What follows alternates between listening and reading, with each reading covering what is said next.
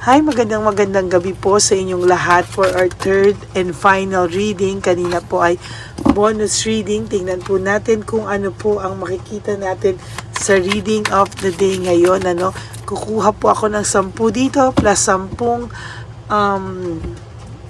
ito pong Soul's Journey para pagsasani pwersa po natin ang ating mga baraha. Okay?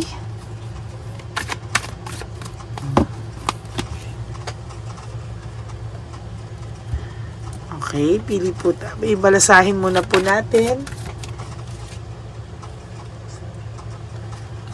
Okay.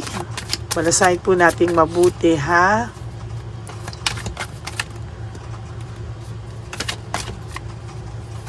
Pipili po tayo ng 10, no? Nagwawala ang ating mga baraha, no? Excited na po sila bukas ng Friday. So, pili muna po tayo ng 10. Okay, 1, 2, 3, 4, 5, 6, 7, 8, 9, and 10.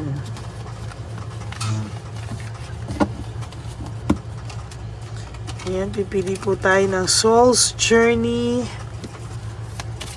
Sanin puwersa ng ating mga baraha para kung ano po yung nararamdaman niya at ano po ang kailangan niyang gawin o ano po ang kailangan niyang magkaroon, no, o attitude para malagpasan niya po ito, no?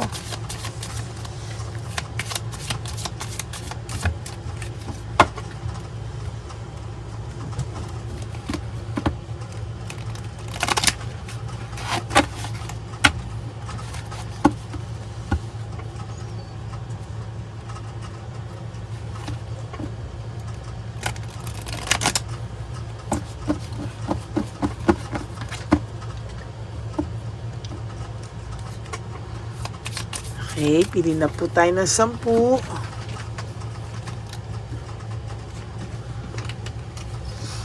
1, 2, 3, 4, 5, 6, 7, 8, 9, and 10. Ay ako, pasensya na po, no? Ganito pa rin po ang aking excuse me po. Okay. Ay, nako. Ang pagsiswayani po sa po ng Lover Oracle and Soul's Journey.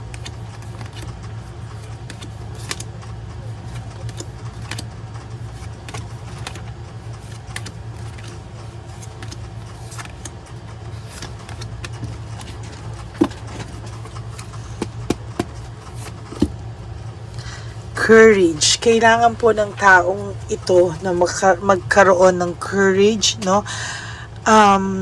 I find it the inner strength to face fear with confidence. Kailangan po yung lahat ng takot niya na harapin, takot siyang humingi ng tawad, takot siyang magkaroon ng rejection. Kailangan niya pong magkaroon ng courage para po malabanan lahat ng fears niya because sa nagawa niya sa'yo, no? Kailangan niya pong harapin kung ano po yung dapat niyang harapin para po kailangan niya ng courage na harapin lahat yon para po maitama niya po yung mga mali. Ayan, no? Nanghihina po siya, natuduwag po siya, I can't do this right now.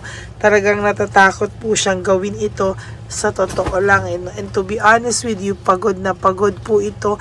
Hindi niya po alam saan siya magsisimula at kung ano po ang kailangan niyang gawin.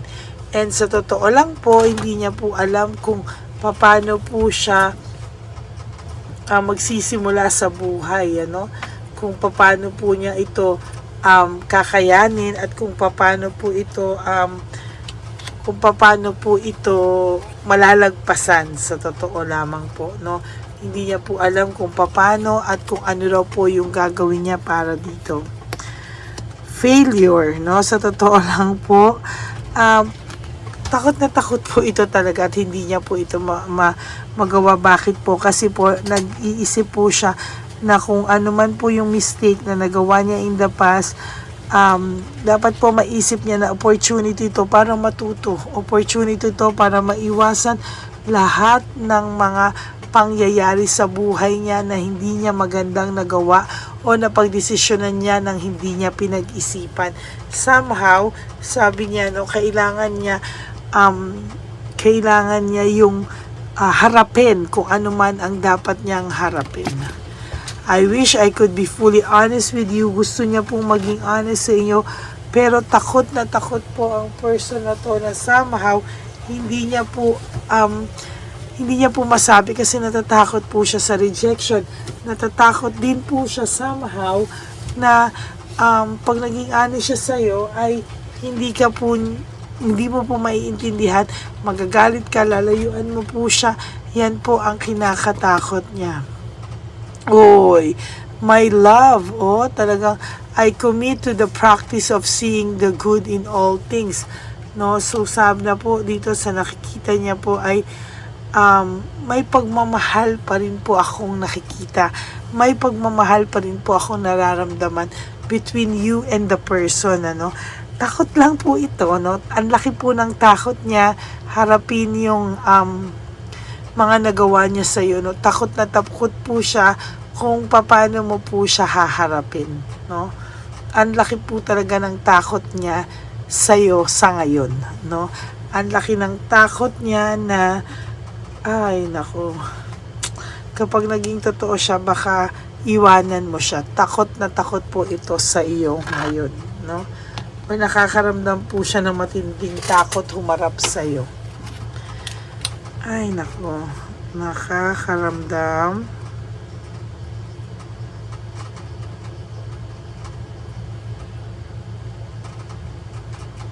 siya ng matinding takot humarap sa iyo.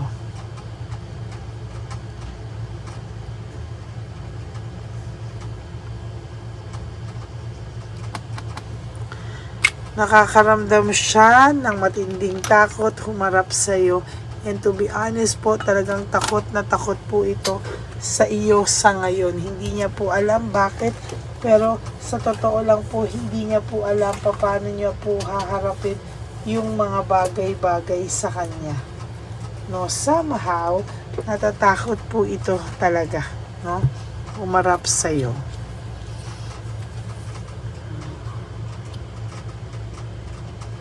I don't understand. Sa totoo lang po, sa nakikita ko po dito ay meron pong hindi niya maintindihan na sa lahat ng nangyari sa inyo, bakit hanggang ngayon daw ay mahal ka pa rin niya. At hanggang ngayon, takot na takot po siyang humarap sa iyo dahil alam niya pong matindi po yung nagawa niya sa yung sakit o naibigay niya po o naidulot niya po sa yung sakit. And somehow, sa nakikita ko po dito, talagang hindi niya po maintindihan bakit daw po nagawa niya sa iyo yan. There's guilt. Ayan, ako, no? May guilt po siyang nararamdaman. Kailangan niya pong ma-release lahat ng guilt na hindi na po, kailangan niya po yung i-release, no? At kailangan niya mag-sorry, kailangan niyang harapin yan para magkaroon po siya ng growth sa pagkatao niya. And somehow, maisip niya po na talagang bawasan yung guilt niya by doing the right thing. Ayan, no? Hindi niya po alam bakit, pero hanggang ngayon po ay guilty siya. Sabi niya, baliw na pagmamahal na yata to.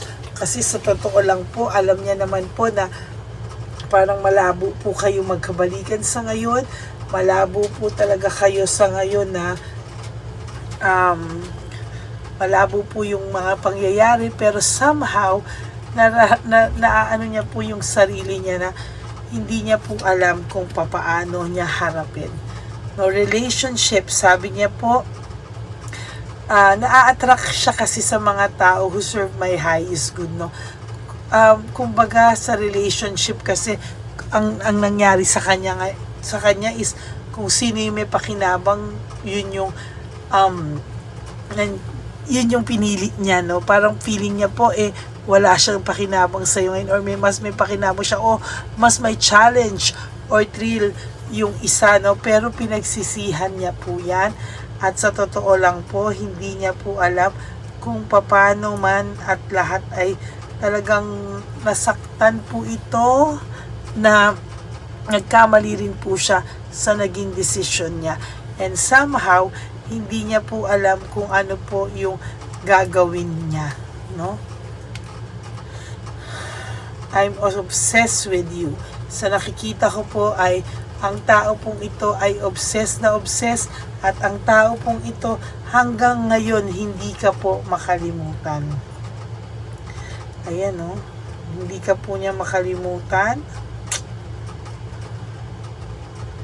Ay, piniraramdam ko po yung energy niya. Yan, o. Grabe.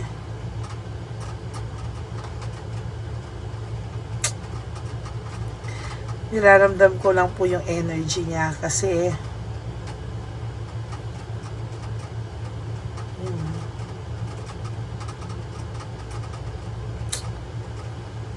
parang hindi niya po matanggap yung nangyari sa inyo.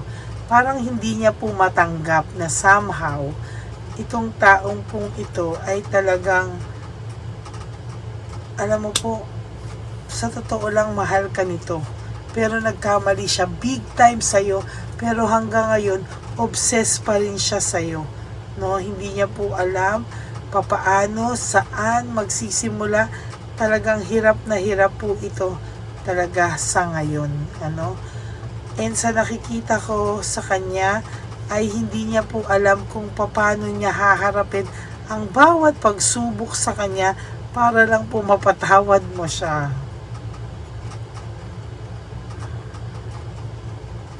Ano? Hirap po siya eh.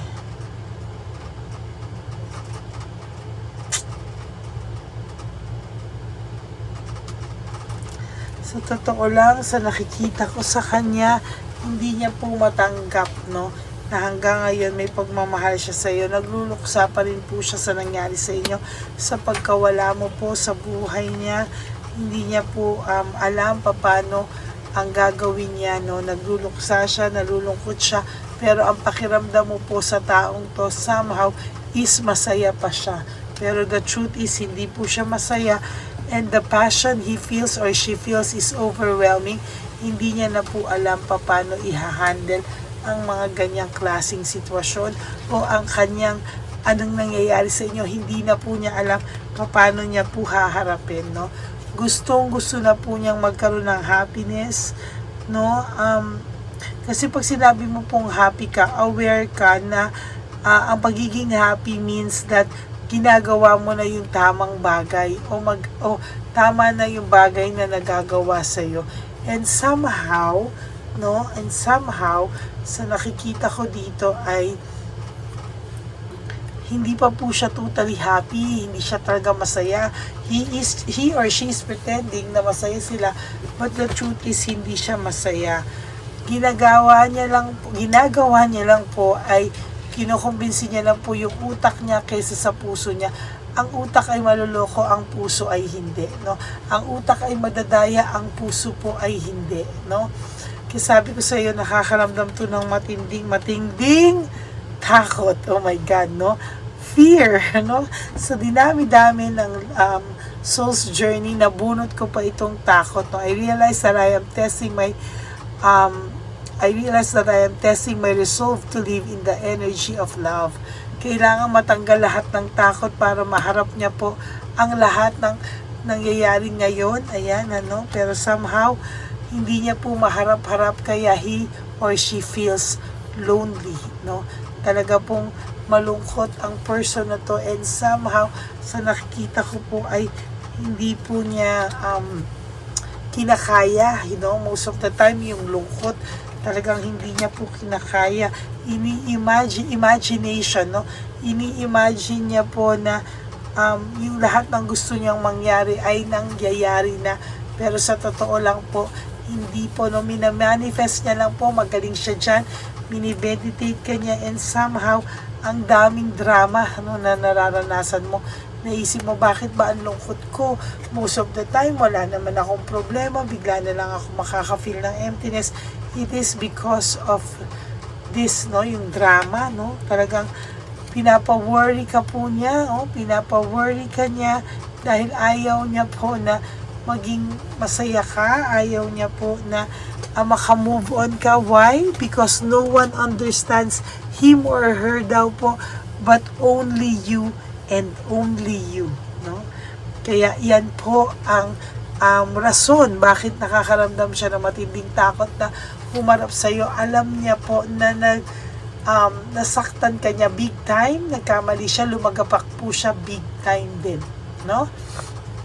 Ayan po, so that is your third and final reading for today. I hope na nag-enjoy kayo at naka-resonate po kayo, and if you do, can you please give me a like and comment down below para naman po makita po natin kung ano po yung makita ko po kung ano po ang mga reaction nyo. And for those of you who would like to have a private reading with me, you can message me po at Ladyly Elena, that's Ladyly Elena. Nasa dulo po yan ng ating video. Diyan nyo lang po ako makokontak. That's my only official and legit FB account. Ayan. So maraming salamat po sa inyong lahat.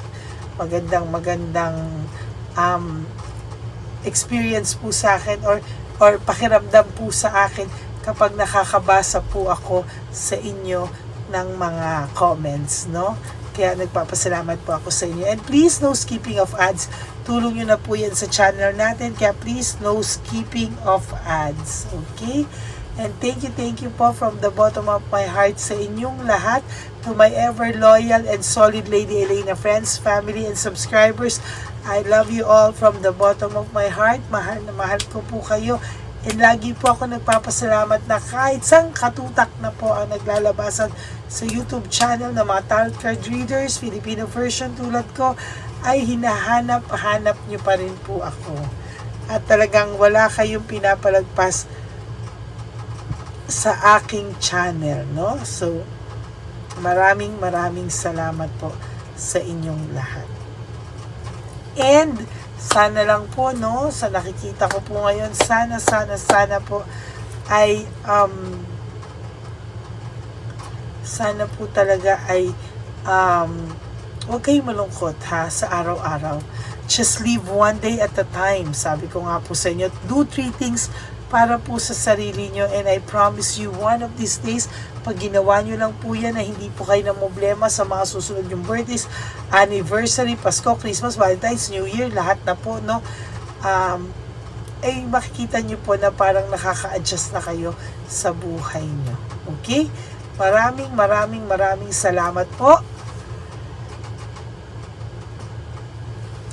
At sabi ko nga po sa inyo, life is too short. Don't make it shorter by stressing yourself from all the pains and heartaches na binigay sa inyo ng kahapon. Just surrender everything to the divine universe and just let go and let God write your life and love story. I will be back tomorrow po for another set of reading. Huwag po kayong malulungkot, magbabalik po ako. At talagang sinasabi ko po sa inyo, ako po ay magbabalik at ako po ay magbibigay sa inyo ulit ng general reading of the day. So maraming salamat po sa inyo. Good night po sa inyong lahat and enjoy your life. Enjoy this night that God will give you para sa maayos at mahusay na pagtulog nyo mamayang gabi. I love you all. God bless you and stay happy and have a happy heart talaga po. Bye! God bless you!